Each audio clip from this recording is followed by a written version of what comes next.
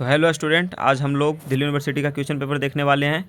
तो आप लोगों का हमारे channel bachelor smart study point में आप लोगों का स्वागत है।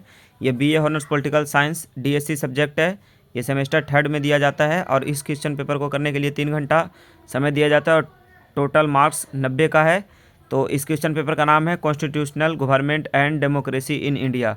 तो ये रहा आपके सामने इंग्लिश में इंस्ट्रक्शन, ये रहा आपके लिए हिंदी में इंस्ट्रक्शन को आप ध्यान से पढ़ सकते हैं कि 5 प्रश्न करने हैं, इनमें से दिए गए हैं। टोटल आपको 10 प्रश्न दिए हुए होंगे, जिसमें से 5 क्वेश्चन ही करने होंगे।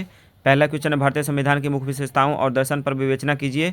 दूसरा क्वेश्चन है भारतीय संविधान में नागरिकता प्रावधान का विश्लेषण कीजिए। नागरिकता पर संविधान सभा में हुई बहस की विवेचना कीजिए।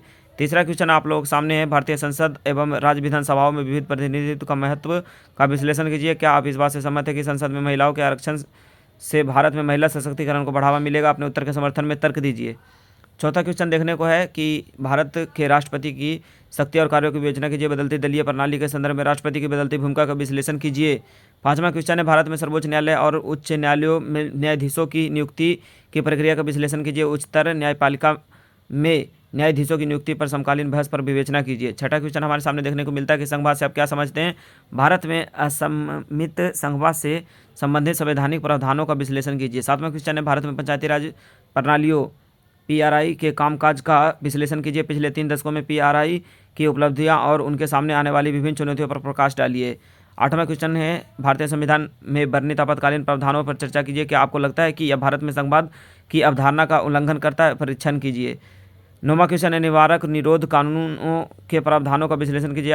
क्या आपको लगता है कि ये प्रावधान व्यक्तिगत स्वतंत्रता को कमजोर करते हैं? विवेचना कीजिए। और आखिरी क्वेश्चन है कि इनमें से किन्हीं 2 पर करने हैं। आपको 4 ऑप्शन दिए गए हैं, जिसमें से किसी 2 पर करने हैं।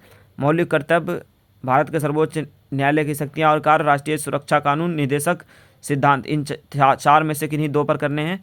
तो ये रहा। यदि आपको इसका PDF चाहिए तो आप लोग नीचे कमेंट कर सकते हो और चैनल को सब्सक्राइब करें और वीडियोज़ को लाइक करें, ठीक है। और यदि आपको कोई और सब्जेक्ट का क्वेश्चन पेपर चाहिए तो आप लोग कमेंट कर सकते हो और हमारे चैनल में प्लेलिस्ट बना के सब्जेक्ट वाइज डाला गया है, आप लोग देख सकते हो।